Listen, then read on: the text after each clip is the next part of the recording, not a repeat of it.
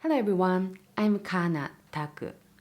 In our previous episode, I summarized 4 key differences in the research fields between PTG and terror management theory, or TMT. TMT focuses on 1. All humans, 2. Either positive or negative, but defense mechanisms, 3. Relatively limited response time with immediate reactions, and then 4. An abstract trigger of awareness of the eventuality of death at some future point. On the other hand, PTG focuses on 1. Survivors of a highly stressful life event, 2. Positive and transformational changes, 3. A period of time to psychologically struggle, and 4. A specific concrete trigger of an actual event. Instead of arguing which theory is more likely to be right or wrong, a researcher, for example, Dr. Philip Casalino, presented a series of studies supporting so-called dual existential systems because he views both as equally legitimate. He explains that mortality-induced defensiveness predicted by TMT and mortality-induced growth observed among people targeted by PTG are both possible depending on the conditions listed above. This seems reasonable, but I still feel like from a TMT perspective, PTG may be considered a form of another defense mechanism. So today I want to talk about the 3 main hypotheses that are derived from TMT and explain how they may improve our understanding of PTG. So let me start with the mortality salience hypothesis. This hypothesis argues that reminding people of their own mortality would activate terror management mechanisms, which includes increasing the need for self-esteem enhancement and cultural worldview validation.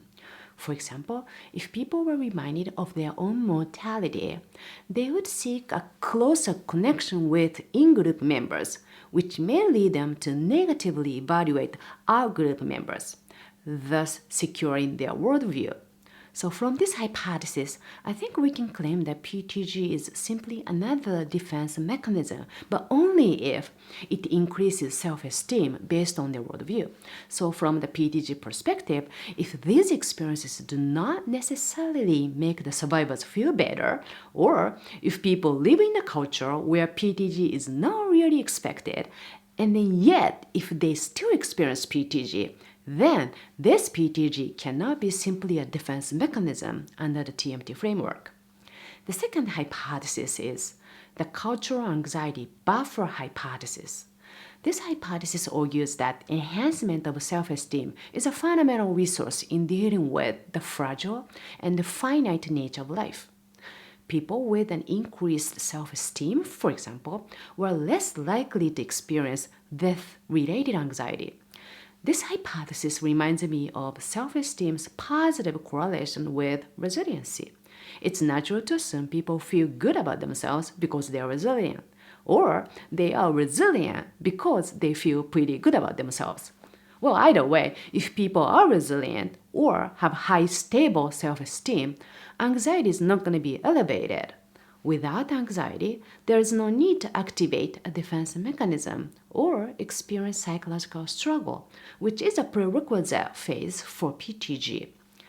This hypothesis may explain why people are resilient during reminders of mortality, but I don't think this hypothesis helps us to explain why people experience PTG. The last one is the anxiety buffer disruption theory. This is a new extension of TMT as a response to trauma that may elicit PTSD or severe stress symptoms. If these traumatic events are not mitigated by a coherent worldview or self-esteem, the functioning of the anxiety buffering system may be disrupted, leading to PTSD. In other words, this theory offers one answer why PTSD symptoms appear. Well, it's because his or her anxiety buffering mechanisms are damaged due to their trauma, so the next step should be to restore this functioning. From this theory, the process of restoring dysfunctioning seems parallel to PTG process, at least partially. The only difference is that this theory uses restore dysfunctioning that was damaged, so it focuses on negative to neutral, whereas the PTG framework sees psychological struggle and shattered assumptions as a potential but necessary precursor to experience positive transformational changes. Well, today I introduced 3 hypotheses that are derived from TMT and discussed how they may help us better understand PTG. In using the mortality salience hypothesis, we can distinguish if PTG is culturally sanctioned as a defense mechanism or not, and if people experience PTG because it makes them feel better or not. In using the cultural anxiety buffer hypothesis, we can see how self-esteem makes people resilient, but it might actually block experiencing PTG. The anxiety buffer disruption theory can explain why shattered assumptions are so painful and need to be rebuilt, but we also need PTG framework to explain the potential transformational positive experiences as well. Well, thank you for watching. Don't forget to like my episodes. I will see you soon.